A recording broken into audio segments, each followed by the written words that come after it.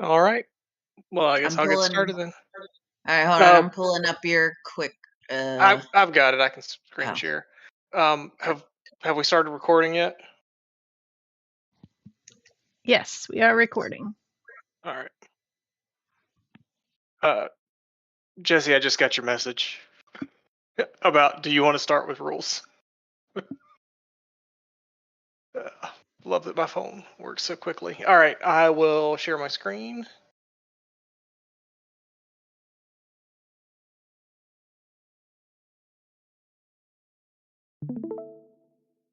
All right. If people can't see my screen, let me know. And I'll try to monitor the chat as well. I've got it up on the second screen, but if I miss anything as we go through, Jesse, Amanda, other folks on steering committee that are here, please just shout at me and I'll try to answer it. Will do. Will you just zoom in a little bit more? Sure. And then for questions, I think everybody sees this, but there is a Fireside Chat Q&A channel, so that is where I will be looking for questions, folks. All right, and I am going to just go down this quick reference document fairly quickly. So if you've read it, then I'm not going to say anything new or exciting. But for those that haven't had a chance to, or that have follow-up questions, that we can take that opportunity to get those answered now. So just some general cleanup stuff first. We had some references to the cleanse blood spell that were still in the rulebook. That spell had been removed from the game a couple of years ago, so we just removed those references because they're no longer valid. We have removed the tidal wave ability from play. The wave ability is still there. Tidal wave was just for more distance to walk and even more dangerous, so just took that out. Clarification on the massive tagline. To include that, in addition to not being able to use the dodge skill to avoid a massive attack, you also cannot use the sidestep skill to avoid the massive attack. So neither dodge nor sidestep can be used. There were a number of frequently used taglines or monster abilities that have been around in some form or fashion for anywhere from a year or two to significantly longer than that were not codified in the rulebook. So we have put those in writing for the player base to know and understand how to interact with those. Those are Drown, Madness, the Snatch ability, and the Permanent Wounds tagline. Did have a general note. This is not in the rulebook, but we did want to give the player base a little bit of a heads up so that you have some time to prep. For those of you that have played for a while, I'm not sure if we have any new players listening in or potential new players listening in or not. But for those of you that have played for a while, you know that in the summer we'll do summer makeup rules, which is lighter makeup, less restrictive, less miserable to be out in South Carolina summer in. Well, this year we're going to also be enacting what we're calling summer armor rules. Again, just like the summer makeup rules, will only be in place in instances of those high temperature humidity events, and game management will announce that it's a valid use of summer armor rules at opening ceremonies. Look, unless we get a tremendous cold front, we can pretty much guarantee like August we're going to have it. But just keep an eye out either on the Discord or at opening ceremonies.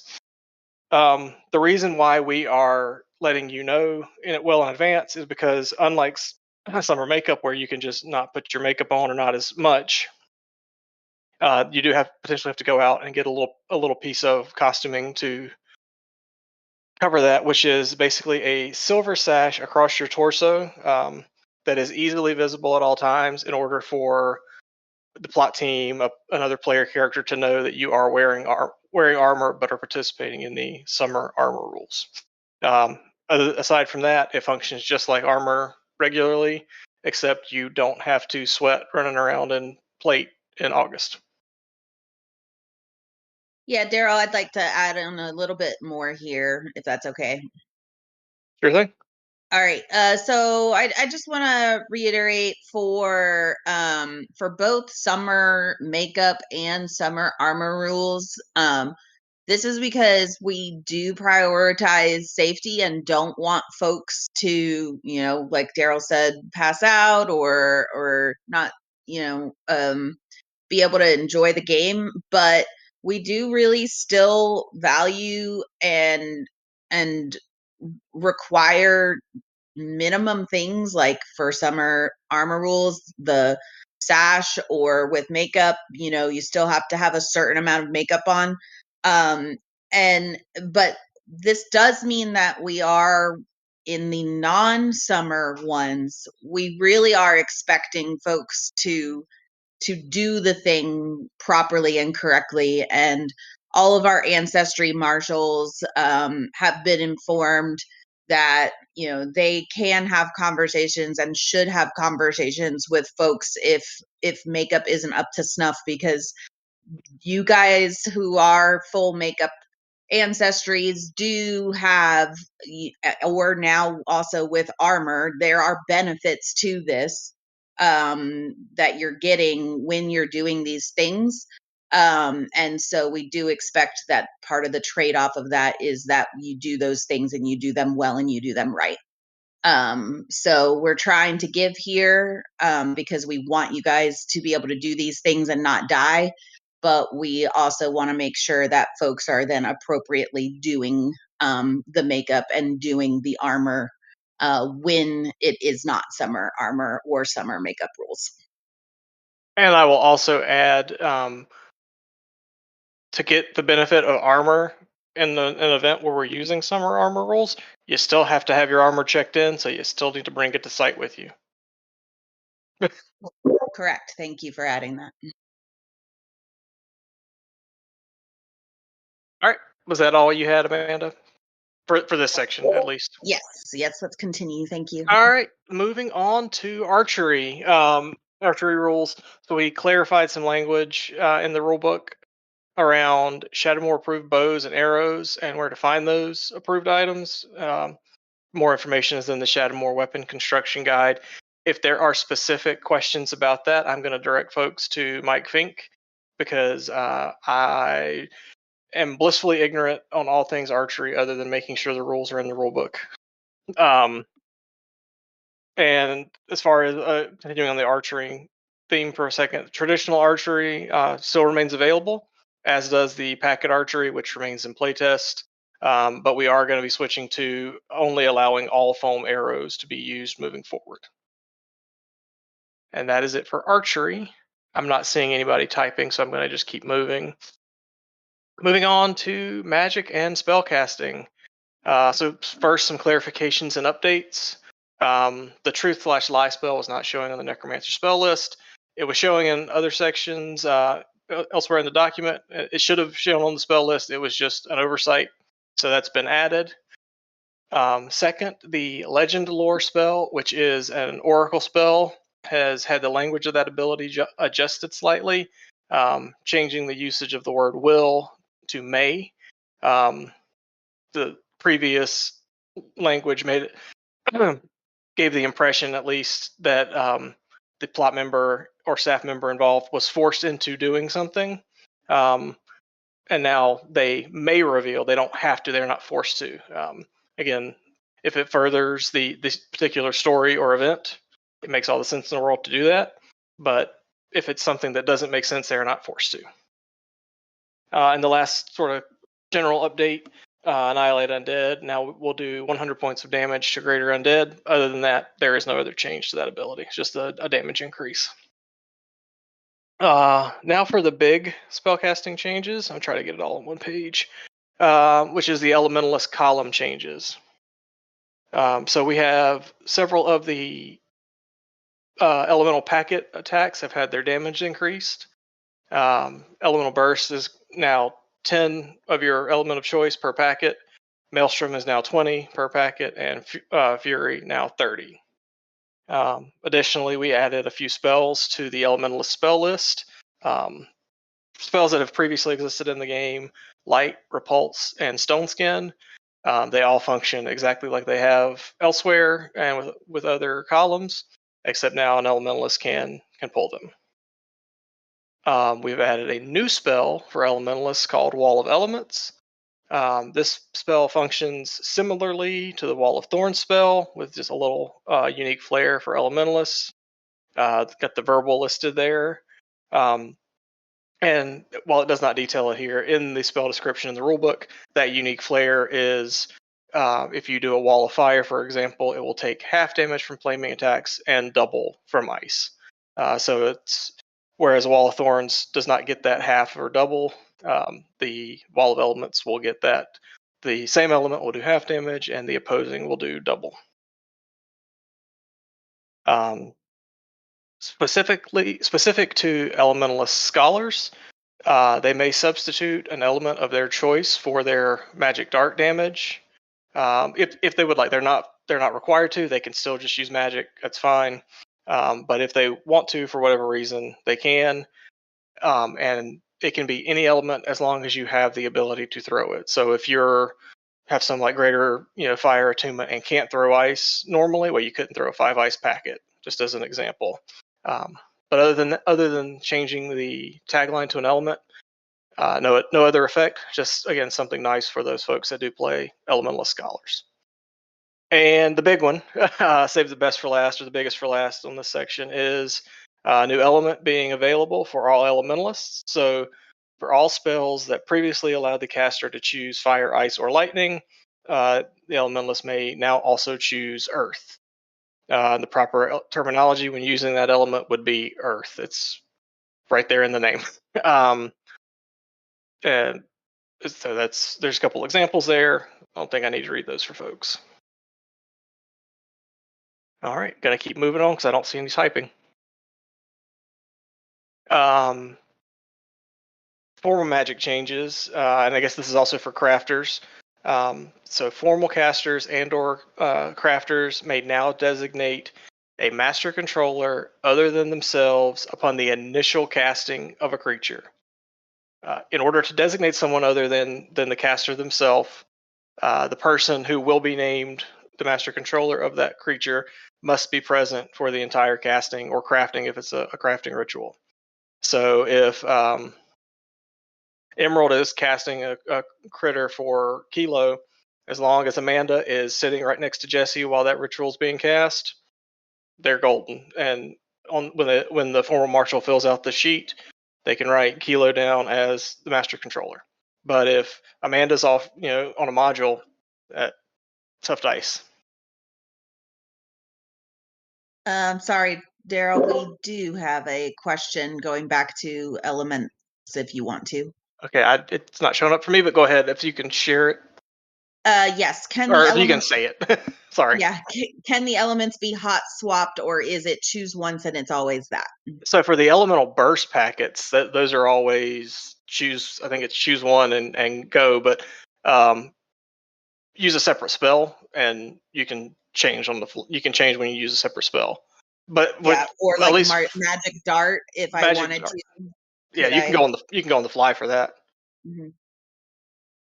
I will say, much like we ask of folks who, when calling damage with a melee weapon, don't do it just to do it, just to be a dick. Basically, like don't go 7 magic, 12 magic, 13 magic. Just pick one. If you want to pick one, that's great. If you want to throw one of each to see if one does double, and then pick your favorite flavor, great. But with magic dart, it's a little easier because the number's not going to change. But yeah. Awesome, thank you. It does look like there's 2 different sections or 2 different. Yeah, that's what's happening. So I'm monitoring both. We're clearly figuring out how all this works. Well, I can't monitor the other one while sharing the screen. So you're my translator. All right. Okay. Was that the only question we had? Yes, although there are now other people. Now our next question is in regards to Master Controller on Guardian creation. Does the person not casting but being assigned master controller have to be present for the formal pull. So do they need to go to the formal marshal with the caster? Yes, the entire casting or crafting of the creature. Yeah, that's a yes. Yeah, that was a yes. They have to be present. Awesome. Thank you. The formal marshal should be able to see, again, using my same example, that, all right, well, Jesse and Amanda walked up together, so yeah, I know Amanda's been there the whole time, so I can write Kilo down on this creator card. All right. Yeah, gonna move on unless I have another question. Good to go. All right. Production. We have one production change that about half the player base did anyway, and it's okay because I did it sometimes myself. The paralysis gas poison has been changed to paralyzed gas. It's a name change only. No other effects or costs associated with that poison have changed. So if you use the old name still because it's just muscle memory, again, like, people will know what you're doing. Like, we're going to give everybody a little bit of grace with some of these changes. All right, going to keep moving on. The last section I've got. All right. Legacy skill playtest changes and clarifications. So the spell immunity skill has been renamed spell resistance, and the skill has changed. The skill will now provide the character with a resist versus the chosen spell, which may be used just as any regular resist that you may have as your character. Additionally, the cost has been lowered for all classes. The acquired immunity skill has been renamed acquired resistance. Also, that ability has been cost of that ability has been decreased for all classes. That's the function of that skill has not changed. It basically was a resist already anyway.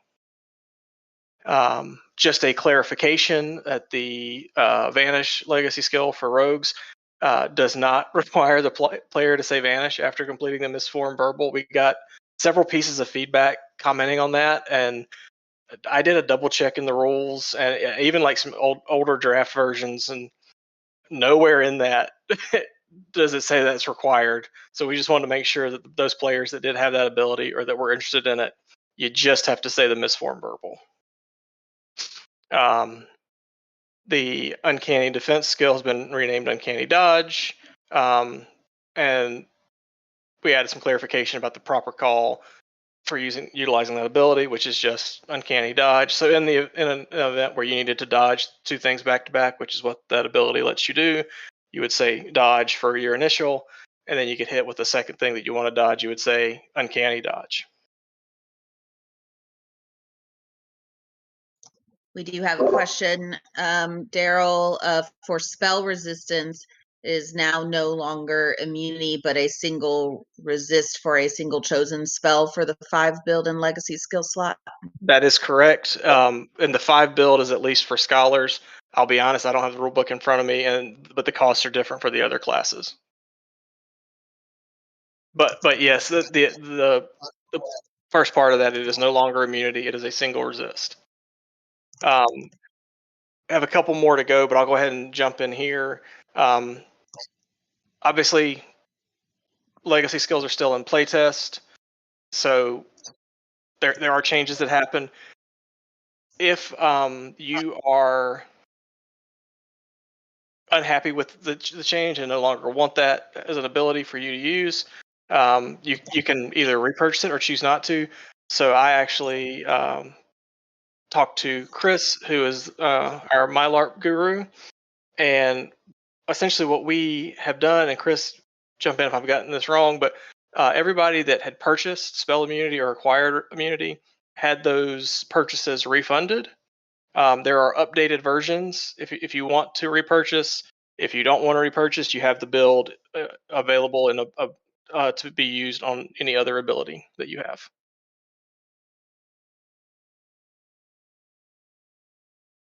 All right.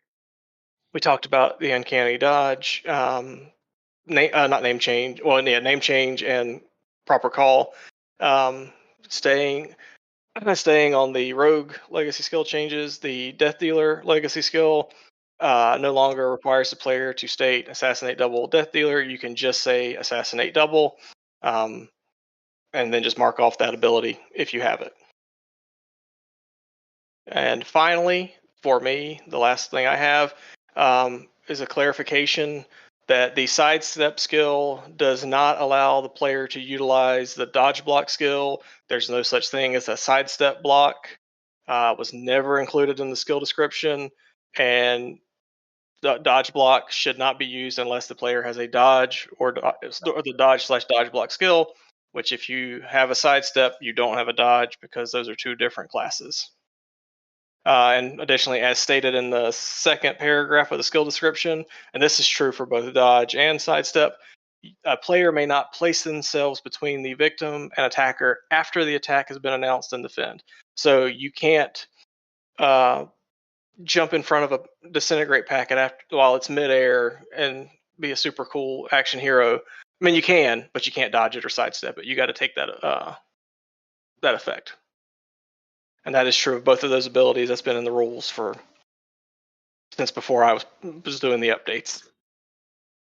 But that is what I've got. I don't see any questions in the channel that I can see. So Amanda, if you've got anything in the other channel, I'll be happy to try and answer it. I think we're good there too. I will just pause because our next thing will be going over the system changes Jesse posted. So I want to do a last call for questions.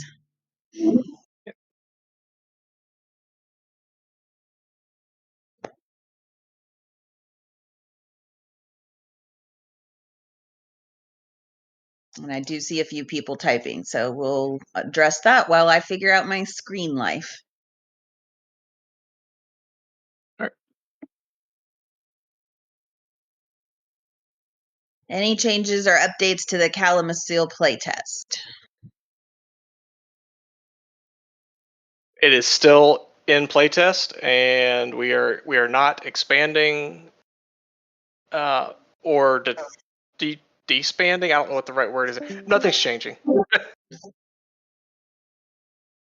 All right. And then we've got, for clarification, do you mean that I cannot step in front of for example, a blit packet after it's hit the intended target and say dodge in it, but I can step in front of the packet, get hit by the dodge, and say dodge, and get hit by it and say dodge, or is that incorrect? That is incorrect. So let's use the blit packet as an example. The way that part of the ability is worded is player may not place themselves between the victim and the attacker after the attack has been announced. So for a spell packet based attack, the attack being announced is finalizing the verbal, and then you throw the packet. So when they get the last word of the verbal out, that packet has been announced.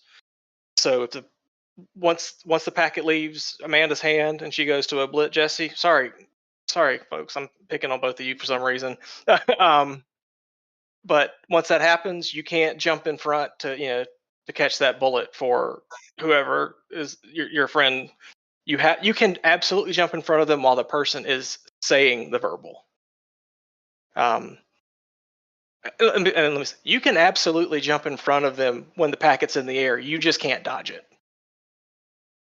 But if you jump in front of them, sacrifice your life force, but you won't be able to dodge and then keep your life force by doing that. Correct. Also, look, I've not there are like 3 people on site that are fast enough to do that anyway, and I'm not one of them. So a lot of people have, Aaron. A lot of people have been messing that up for a long time. Yeah, Levi said it right. You can't simultaneously dodge into and out of the way. All right.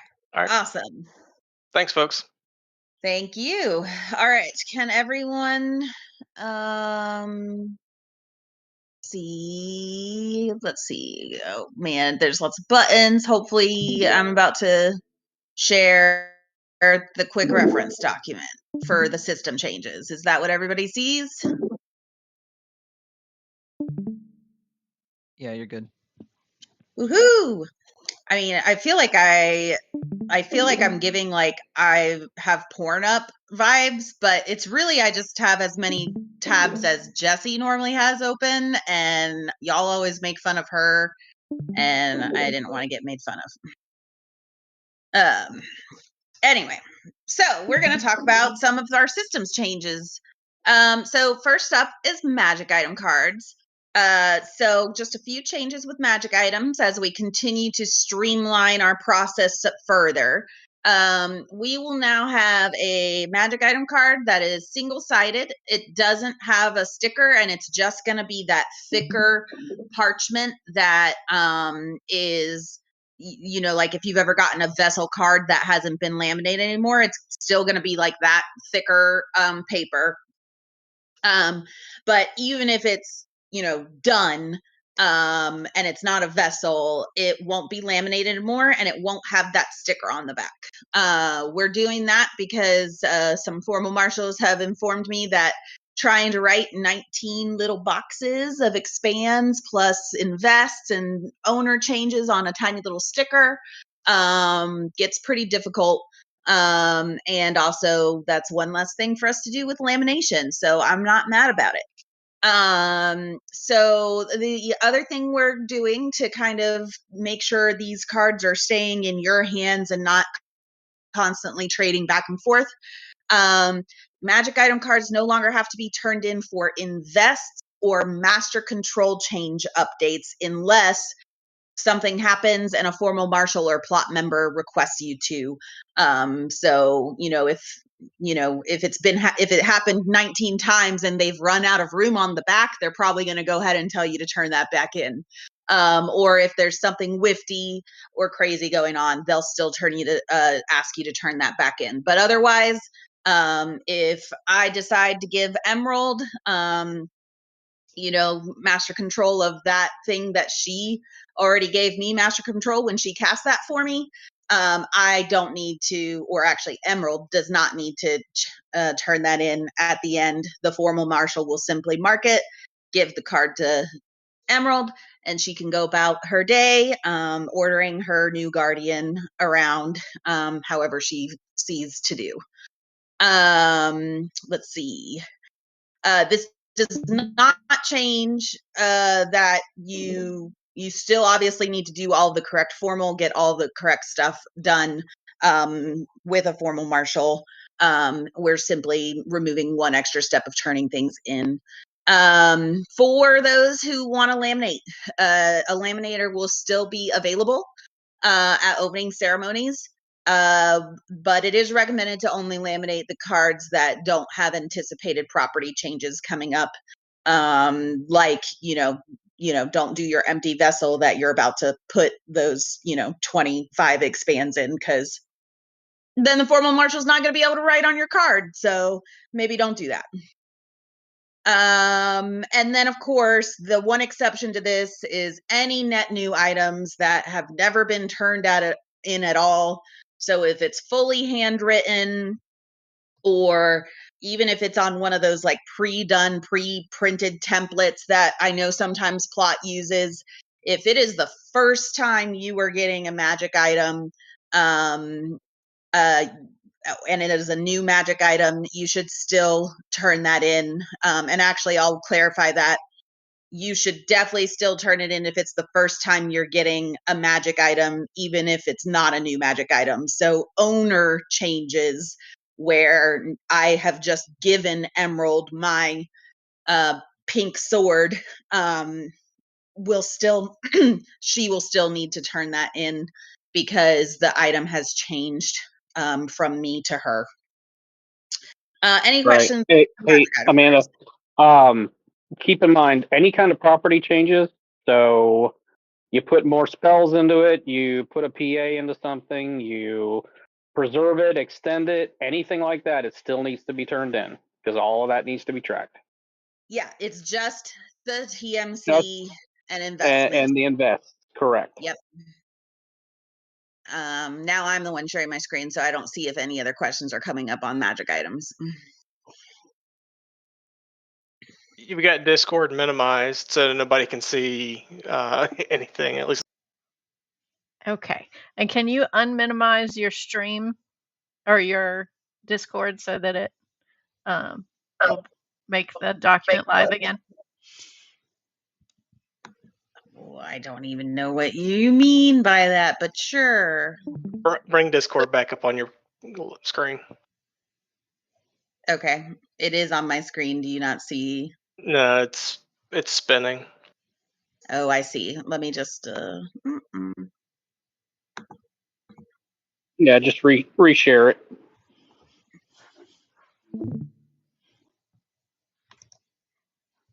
So we can talk background before the document comes back up. As all of those folks at the workday are intimately familiar with, we are losing cabins quickly. And we don't even have enough beds and mattresses to cover the cabins that we would like to fill that are safe to inhabit. So we decided that now is a good time to officially codify some of the, rules that surrounding lodges that have always been kind of in existence, but malleable depending on what the player base looked like. So we've written those down, and eventually they will appear on the screen. Well, at least the link to them will. Well, but more we want to make sure the folks who have groups that don't currently have lodges understand how to sign up for one if you want one, because as of now the lodges are not changing. The occupation standards are going into place, and if a group cannot meet their lodging requirements for 3 events within a season, not consecutive, just at any point during a season, the 3rd event that they cannot make their numbers, they're going to be, we'll let them know that they will not be staying in that building for the next month. And we will be going to our backup list of folks that are waiting for the lodge to come available. So there are some minimums that are listed there as occupancy. The folks that are on the waiting list, you also have to have achieved those numbers for the season for you to still be eligible. So if we go to the first group on there and let's say they're looking at one of the outer lodges and they have not had 8 people from their list in attendance for the season for enough events, then we will go to the next person on the list, next group on the list. So we just wanted to make sure that was clear, that if you are on the wait list, you still have to behave as if you were having those occupancy numbers. So you will be sending in a list of the folks in your group to, I think we put it to logistics, and we will, we will keep up with the current lodge owners and their attendance. And then if we have to swap somebody out, we'll go into the next person on that list. To build that list initially, groups can submit their group names, which lodges they're interested in, because you can apply for multiple lodges. And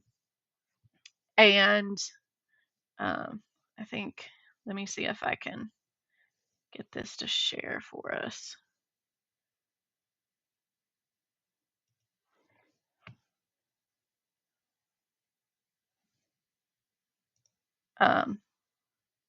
I've got it if you can't, Jesse.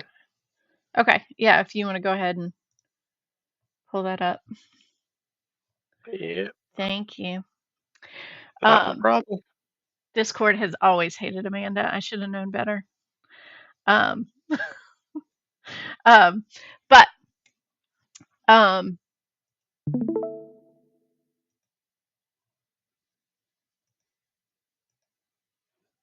And you want me just to go to the lodge standards? Yeah, Or the that'd be awesome. occupations? Yes, please.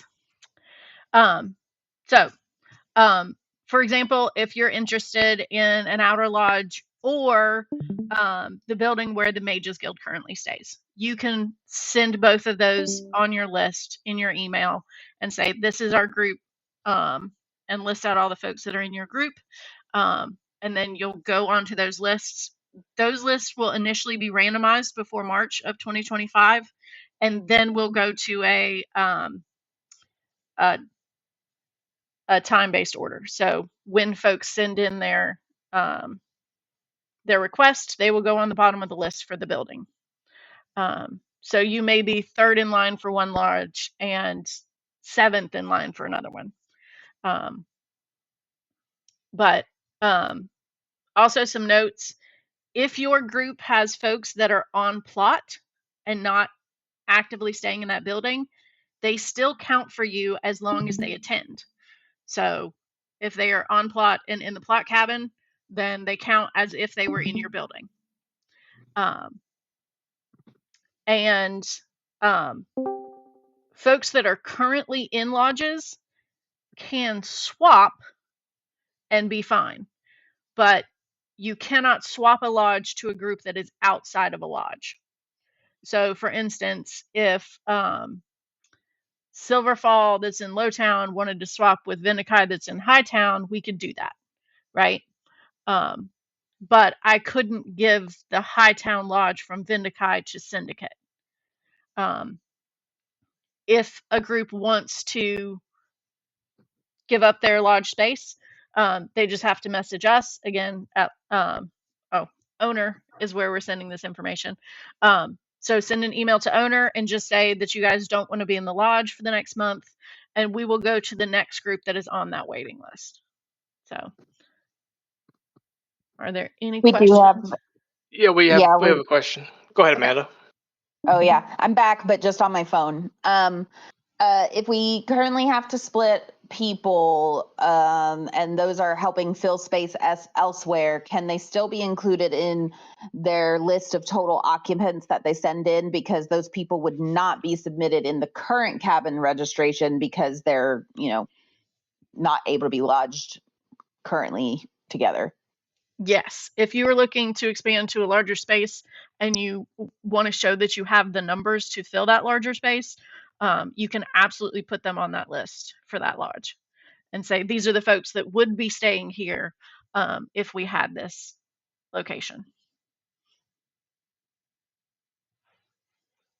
But keep in mind, if, for example, you have 6 people in your lodge and 2 of them can't make it, you need to fill those other 2 spots physically with other people from your group. Yes. Is that correct? That's correct, yeah. Oh, yeah. Yes. The other note is that because the center of town is our primary play space, right? That is where players and plot consistently go to have their in-play interactions.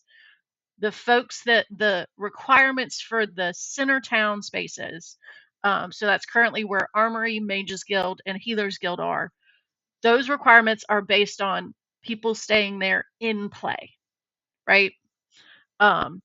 Because the far lodges are larger, but aren't as critical to role play, you can have folks that are staying out of play there, and all we care about is number totals, because we just need to fill those beds so that we make sure we have space for everybody. So yeah, that's why there's a difference there in the requirements.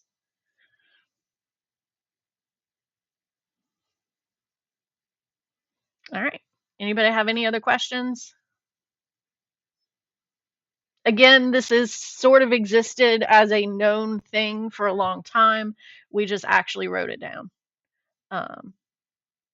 And, applied some specific standards based on the size of the lodge instead of having one standing total. And you went over magic item cards. All that's done. So. Yep. I'll scroll down to the last thing for you then. Awesome. Thank you. I'll cover this, Amanda, since I'm already running my mouth, but we are increasing the GOB reward for packet donations, and they're both getting bumped by 1. So now general standing GOB reward is 3 GOB per 5 packets if you make them yourself and turn them in. And that was adjusted to incorporate the cost of time and resources, right? Bradley packets are now 4 GOB per dollar spent on the order. There may be times when we make announcements and say that packets are on premium GOB, which means they will be 1 or 2 GOB higher for that window. And that's when we just desperately need packets. So watch for, those are usually made in the announcements along with the Amazon lists, but this has been updated on our Shadowmoor website. There is a link for how to make homemade packets safely with not all sunflower seeds. And there is a link to where to buy Bradley packets. So those are both included here, and you can find those links on the website as well. Jesse, we did have a question. This is going back to the lodge occupation standards. What about players with health/mobility issues who may need to stay in the center of town? So no group is obligated to house someone for any reason except for Kevin Hardy. But there is no expectation that if you are in the center of town, you will take in folks that have mobility issues. So typically there have been folks that have asked to stay in those buildings, and that has always been a negotiation between the owners of that space and the folks that are petitioning. That has never been an owner mandated thing, like not as a game owner mandated thing. So those negotiations would still happen between the folks that are in those buildings and the folks that want to be in those buildings. We do not make that an expectation of staying there. All right. I'm going to let somebody else do the written reply to that, because I'll be honest, I zoned out for a second. Because nobody wants to go to Lake Town, which is... I'm happy to respond. But does that answer the question suitably while I'm responding? Okay. Awesome. Cool. All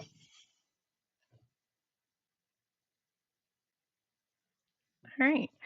So apparently, even though we have a channel that is specifically set up for overflow for folks that can't join this channel during a live fireside chat, if we are screen sharing, they only hear elevator music. So if we want to turn off the screen share and see if they can hear us, I will solicit questions from that group as well. I have stopped. Thank you. Okay, so hopefully the folks in the stage channel, can you guys hear us? I think everyone who was in there is in here now. Okay. All right then. Well, that was unnecessary. We apologize for that. I guess limitation that we didn't know about. Yeah, we thought that's exactly what that channel was supposed to do.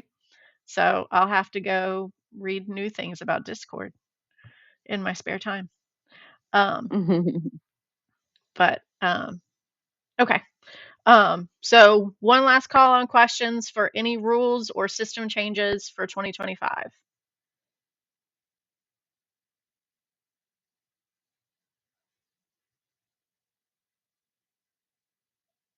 Okay, the only person I see typing is Amanda. I'm responding into the one question. Yes, so I'm assuming that's a no from everybody. Okay, and I don't see any of our other chats active. So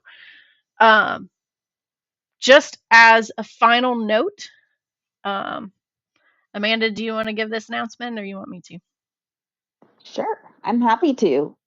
So we've got one more announcement and we'll make a post about this one afterwards as well. But we wanted y'all to hear it first from us. Jesse and I, we have been really, really privileged to be able to be your owners. Taking it over from the Hardys and continuing this community has been incredibly rewarding in a lot of ways, both from getting to know all of our community more, getting to hate our steering committee people more. I mean, what?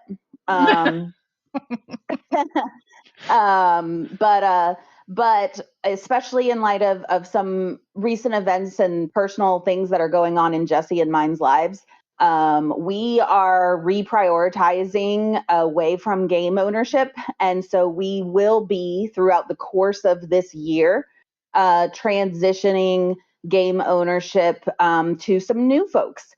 We are purposely being vague on who those new folks are because we want to respect their privacy and their ability to play this game one last year without being owners or on staff and all that stuff. So just stay tuned. We absolutely will announce who those new owners are, and they will absolutely come forth when they're ready to, as well as we're working on that transition. But for now, we wanted to let you all know that this will be our last year as owners before we transition Shadowmoor into new hands. Rest assured that the folks we are transitioning to, we have full faith in. We definitely would not be doing this if we had any concerns about who we're transitioning to. And we also, and anything, all these rules and everything that we've just been talking about, they are fully aware of everything we've been doing. They approve. We've been running these things by them to make sure that we're not, going crazy and implementing something that they don't also agree with. So really everything should be incredibly smooth and continue as normal from your perspective. The only thing that is changing is that we will no longer be offering lifetime passes this year out of respect for the fact that we will be transitioning the game to new owners. So, we want to not, just have all of these lifetime passes coming in under our domain and reign. So, Jesse, did I leave anything out? Nope. Sounds good. Okay, we do have someone typing on this one. We don't know if we will remain on steering committee. That will be up to the new owners. Those conversations have not happened yet. We have requested that the new owners honor lifetime passes. We have not been informed that they will be making that change. So it's possible, but I expect lifetime passes will be honored at least for the first few years. I'm not going to lock them in for forever and ever. Amen. But yes, that was part of the negotiations and the things that we asked to happen. So.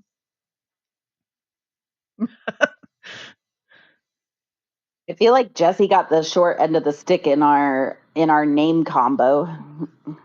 That's fine. I like the second one better.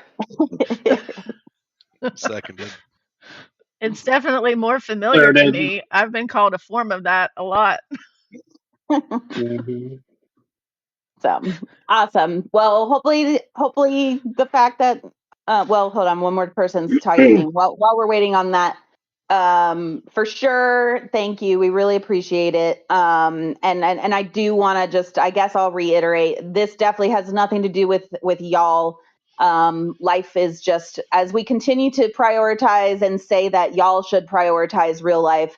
Jesse and I are taking our own advice, and we've got some things that we need to take care of in our own lives. So, with that being said, if anyone does have any questions or comments or concerns, you can of course always reach us at owner@shadowmoor.org, or find us on site.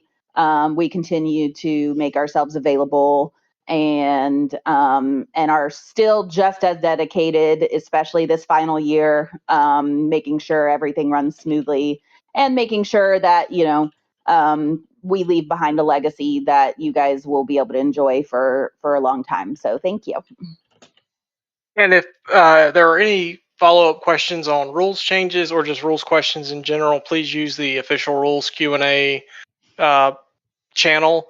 If you've got a question, chances are somebody else has it as well, and it's great just to get a record of these questions out there so that it's searchable a year or 2 or 3 from now.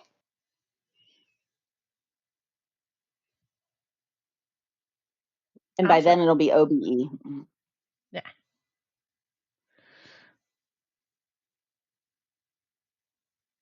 Great. All right. Well, Awesome. yeah. Thanks for joining us. Sorry for the quick notice on getting this scheduled, but we appreciate everybody being here, and we will see you very, very soon. I know. I'm very excited. Anybody who wants to put in bets for if